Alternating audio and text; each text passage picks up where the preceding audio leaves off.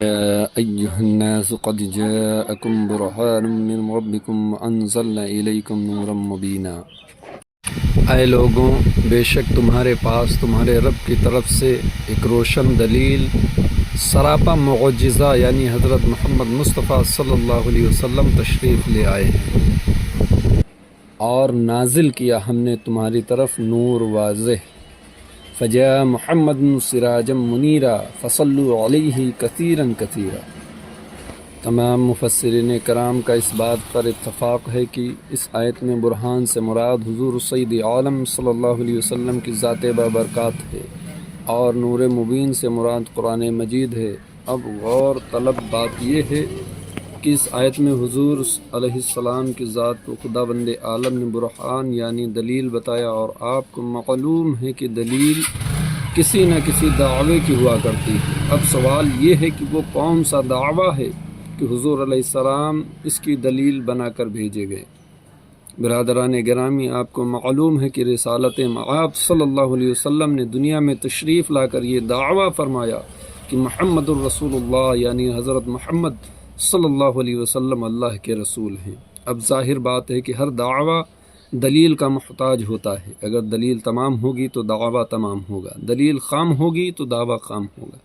تو پھر محمد الرسول اللہ بھی ایک دعویٰ ہے، لہٰذا اس کے لیے بھی دلیل کی ضرورت ہے۔ رب العزت نے ارشاد فرمایا کہ قد جاءکم برہان من ربکم، یعنی اے دنیا والو، میرے حبیب علیہ السلام نے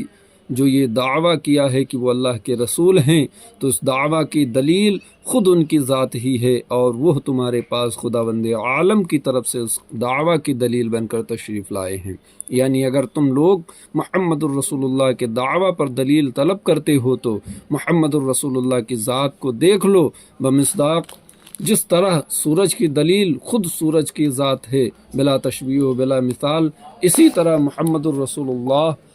کی دلیل خود محمد رسول اللہ کی ذات ہے۔ یہ ثابت کرنے کے لیے کہ سورج موجود ہے کسی دلیل کی ضرورت نہیں ہے، بلکہ سورج کی ذات ہی سورج کے وجود کی سب سے بڑی دلیل ہے۔ اسی طرح رسول اکرم صلی اللہ علیہ وسلم کی رسالت کو ثابت کرنے کے لیے کسی دلیل کی ضرورت نہیں ہے، بلکہ حضور علیہ السلام کی ذات ہی آپ کی رسالت کی سب سے بڑی دلیل ہے۔ جس طرح سورج کو ایک نظر دیکھنے والا یہ اقرار کرنے پر مجبور ہے کہ سورج موجود ہے، اسی طرح جو رحمت عالم صلی اللہ علیہ وسلم کو حق کی نگاہوں سے ایک مرتبہ بھی دیکھ لے گا تو اس کے قلب و دماغ میں آفتاب و